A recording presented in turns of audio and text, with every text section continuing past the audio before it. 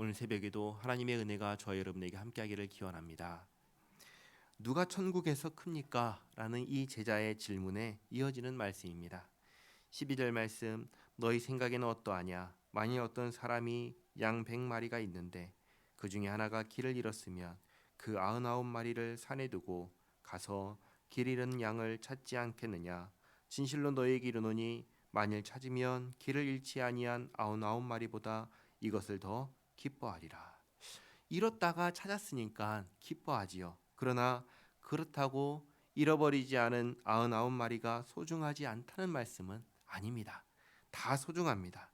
그래서 14절에 이와 같이 이 작은 자 중에 하나라도 잃는 것은 하늘에 계신 너희 아버지의 뜻이 아니니라. 다시 말해서 내 양 100마리 모두 잃지 않고 함께 사는 것이 하나님 아버지께서 원하는 것이다 말씀하십니다. 그러니 어제 말씀하신 것처럼 나를 믿는 이 작은 자 중 하나를 실족하게 하는 자에게는 화가 있는 것입니다.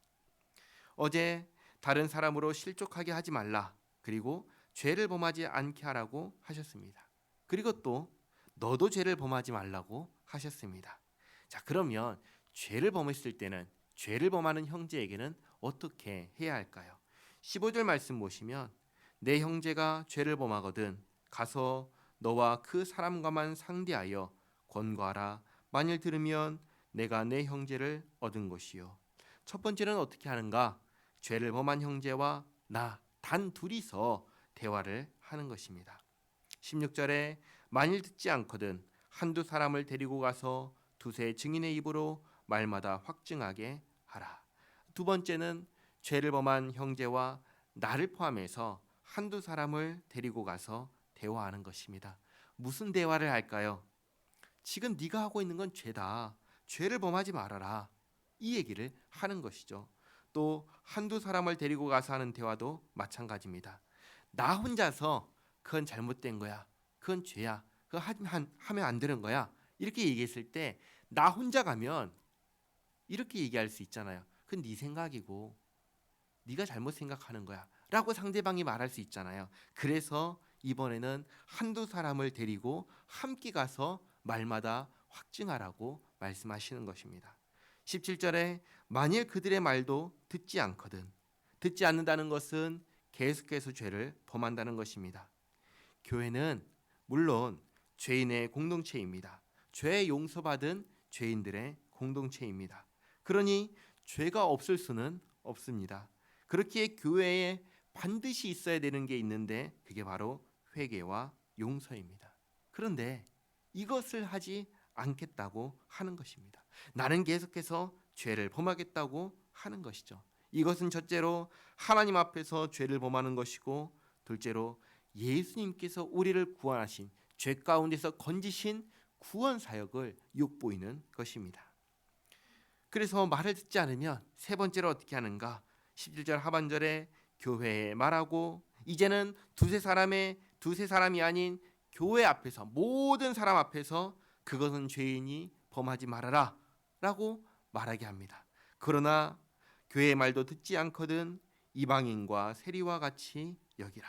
여기서 말하는 이방인과 세리는 교회에 속하지 않은 사람을 의미합니다. 이전까지는 교회에 속한 사람이었지만 이제부터는 아니다라고 하는 것입니다. 이 모든 과정을 뭐라고 말하냐면 권징이라고 합니다. 그리고 마지막에 하게 되는 것이 뭐냐면 출교입니다. 당신은 더 이상 주님의 몸된 교회의 일원이 아닙니다 하고 선언하는 것입니다. 자, 그러면 이렇게 출교까지 선포가 되면 이 사람은 하나님의 백성일까요? 아닐까요? 아니게 되는 것입니다. 그러면 천국에 들어갈 수 있을까요? 없을까요? 들어갈 수 없는 것입니다. 그래서 18절에 이렇게 말씀하십니다.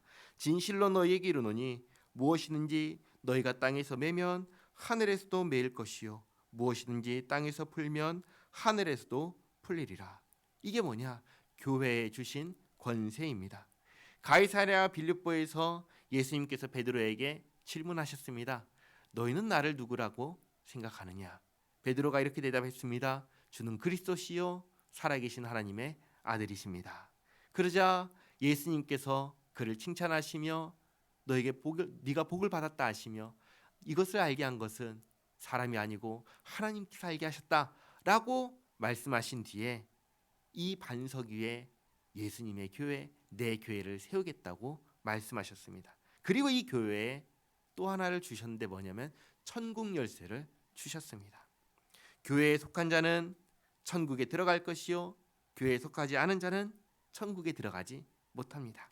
교회에 속한 자는 누구일까요? 교회에 속한 자는 예수님을 믿는 사람입니다. 예수님을 믿고 예수님의 말씀에 순종하는 사람입니다. 이 믿음과 순종은 함께 가는 것이지 따로 가는 것이 아닙니다. 예를 들면 이렇습니다. 나는 왕의 백성입니다. 그러면 나는 왕의 명령에 어떻게 할까요? 당연히 순종하겠지요. 만약에 나는 왕의 백성입니다 라고 하면서 왕이 말하는 명령에 불순종하면 나에게 무슨 일이 일어날까요? 적어도 왕이 나에게 이렇게 얘기할 것입니다. 너는 내 백성이 아니다. 죄로부터 구원받은 우리가 또다시 죄를 범하고 또 그것이 죄라고 알려주는데도 불구하고 나는 계속해서 죄를 짓겠다라고 한다면 이 사람은 자신의 말과 행동으로서 나는 예수님과 아무 상관이 없는 사람입니다 라고 증언하는 것이 됩니다. 이런 사람에게 교회가 예수님의 말씀대로 권징하고 마지막에는 출교하는 것입니다. 천국의 열쇠를 행사하는 것이죠. 그러므로 천국 열쇠는 자기 마음대로 행사하는 것이 아니라 이건 역시도 예수님의 말씀대로 행사하는 것입니다. 자, 그러면 이 출교를 당한 사람은 영영의 소망이 없는 걸까요? 그렇지 않습니다. 앞서 말씀드렸듯이 교회는 회개와 용서의 공동체입니다.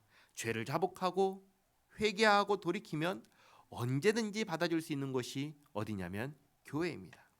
교회는 무엇인가요? 19절에 이렇게 알려주십니다. 진실로 다시 너희에게 이르노니 너희 중에 두 사람이 땅에서 합심하여 무엇이든지 구하면 하늘에 계신 내 아버지께서 그들을 위하여 이루게 하시리라. 얼핏 보면 기도회에서 기도하면 들어주겠다는 말씀처럼 보입니다. 그러나 정확하게는 20절에 이렇게 말씀하시죠. 두세 사람이 내 이름으로 모인 곳에는 나도 그들 중에 있느니라. 교회를 말씀하시는 것입니다. 교회는 예수님의 이름으로 모인 공동체입니다. 예수님의 이름이 없으면 교회가 아닌 것이죠. 교회가 권징과 더불어 해야 하고 또 할 수 있는 것이 뭔지 알려주시는데 그게 뭐냐면 기도입니다. 예수님께서는 교회에 자기 이름을 주셨습니다. 그리고 요한복음을 보시면 이렇게 말씀하십니다. 너희가 내 안에 거하고 내 말이 너희 안에 거하면 무엇이든지 원하는 대로 구하라. 그리하면 이루리라. 내가 진실로 진실로 너희에게 이르노니 너희가 무엇이든지 아버지께 구하는 것을 내 이름으로 주시리라. 아멘. 정리하겠습니다. 교회는 예수님의 이름으로 세워진 공동체입니다. 그렇기에 예수님의 말씀에 순종함으로 모든 것을 이룹니다. 교회 주신 천국 열쇠도 주님의 말씀을 집행하는 데 사용됩니다. 오늘은 교회에 두 가지가 있음을 알려주셨습니다. 첫째는 기도입니다. 예수님께서 자기 이름을 교회에 주셨습니다. 교회가 함께 예수님의 이름으로 기도할 때 하나님께서는 그 기도를 들으시고 응답하십니다. 둘째로 권징입니다.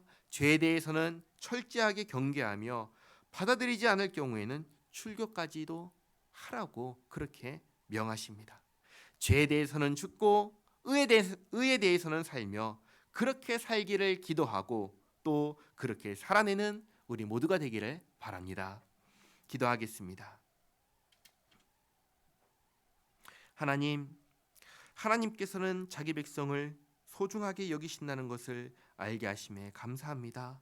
잃어버린 한 마리의 양뿐만 아니라 길을 잃지 않은 나머지 99마리도 동일하게 소중하게 여기시며 그렇기에 양을 잃어버리게 만드는 죄가 있어서는 안 됨을 알게 하셨습니다.